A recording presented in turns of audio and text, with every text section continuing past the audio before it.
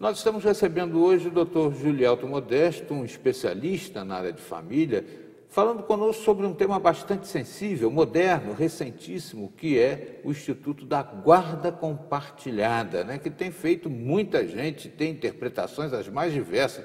É que uma das maiores dificuldades do judiciário, né, do juiz, seria julgar esses casos em relação à família, né? Porque nós temos aí decisões que, às vezes, não agradando a parte contrária, acabou causando enormes prejuízos para a criança. Então, como ficaria esse julgador que decidiu deixar a criança com a mãe ou com o pai e a criança acabou falecendo por maus tratos, né? Então, é difícil uma decisão dessa.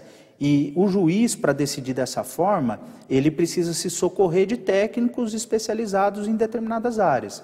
Então, os tribunais, eles contam, né, os fóruns locais, eles contam com o serviço da assistente social e do psicólogo. Então, quando há uma disputa de guarda, sempre é feito um estudo específico naquele processo. A assistente social vai visitar a casa do pai, a casa da mãe, a psicóloga vai entrevistar os pais, vai entrevistar a criança, porque é importante, como eu havia dito anteriormente, que exista a prevalência dos interesses do menor.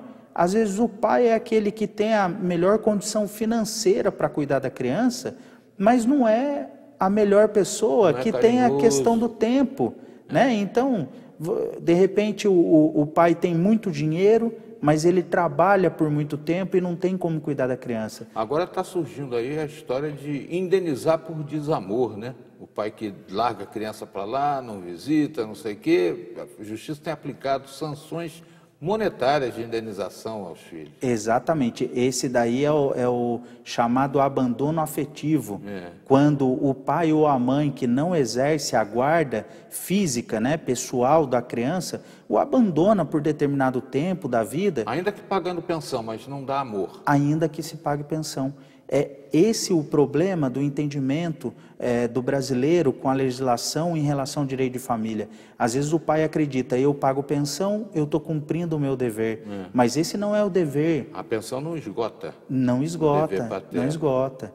Nós tínhamos a expressão no direito brasileiro do pátrio poder, né? Que veio lá com a Constituinte e houve uma modificação, uma série de entendimentos que se hoje fala do poder parental. Então, com a separação dos pais, é importante que quem nos assista tenha esse entendimento, que a separação ela põe fim ao relacionamento dos cônjuges. Então, é o matrimônio que se dissolve com o divórcio, mas nunca a relação do pai com o filho, da mãe com o filho. Aquele ainda continua tendo o dever para com a criança. Doutor Julielto, essa história de ficar no ouvido da criança, olha, sua mãe não presta, olha, seu pai não presta, não trabalha, não faz.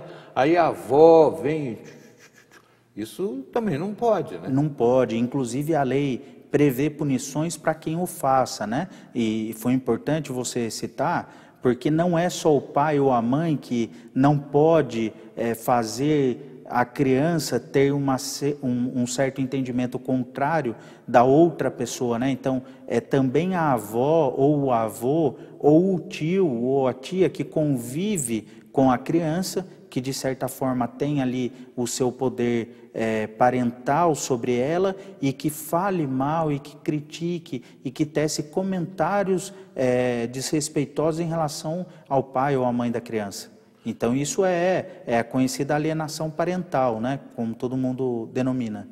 E o senhor acredita que isso é coisa que se acomode no curto, médio prazo? Todas essas novidades trazidas no âmbito da família? É uma questão cultural, acima de tudo, né?